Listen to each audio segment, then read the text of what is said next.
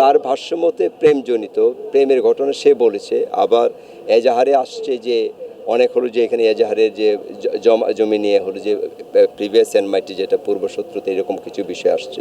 এই দুটো বিষয় নিয়ে তো আমরা আগাচ্ছি। আমরা ধরো যে তদন্তের যে প্রক্রিয়াতে তারা হলো যে আমরা আগে আপনাদেরকে বলেছি আমরা দুটো মোটিভ নিয়ে আগাচ্ছি। এর মধ্যে তো মামলা হয়েছে, মামলাতে ওই যে মোটিভটা আমরা বলেছিলাম যে এখানে কোনো হলো যে প্রিভিয়াস কোনো এনমাইটি সেটা ল্যান্ড রিলেটেড হতে পারে, এই বিষয়টা আমরা খতিয়ে দেখছি। যে মামলাটা হয়েছে এখানে এরকম একটা বিষয় আসছে, আমরা তো হলো যে আসামিকে আমরা জিজ্ঞাসাবাদের মধ্যে এখন আছে। এটা এই বিষয়গুলি ওই তার যে শিকার আসামির তথ্য অনুযায়ী যে প্রেমের হলো যে বিষয় অথবা এখন যে মামলাতে যেটা আসছে জমি জমার বিষয়, এই সবগুলি বিষয় নিয়েই কিন্তু আমরা জিজ্ঞাসাবাদটা এই লাইনে আমরা করছি। পরবর্তীতে যে আপডেটগুলি পরে আসবে যেটা আপনাদের আমরা সেটা তখন আমরা দেবো আর কি।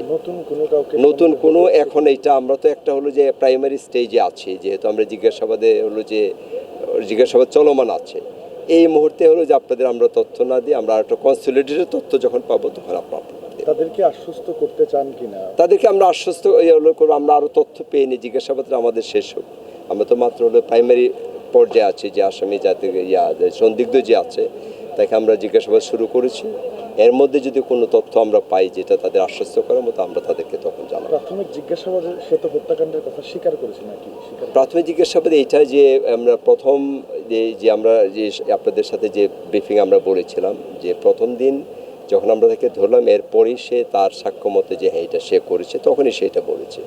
এখন আমাদের কাজ হলো যে পরবর্তীতে আরও যে বাইদের পক্ষ থেকে যে বিষয়গুলি আসছে এগুলি করা এবং সে যে বলেছে যে আমি এটার সাথে হলো যে আমি এটা করছি এগুলির সাথে রিলেট করতে হবে আমাকে জিজ্ঞাসাবাদে। এই সবগুলি বিষয় রিলেট করে যে রেজাল্টটা আসবে সেটাই হবে ফাইনাল রেজাল্ট।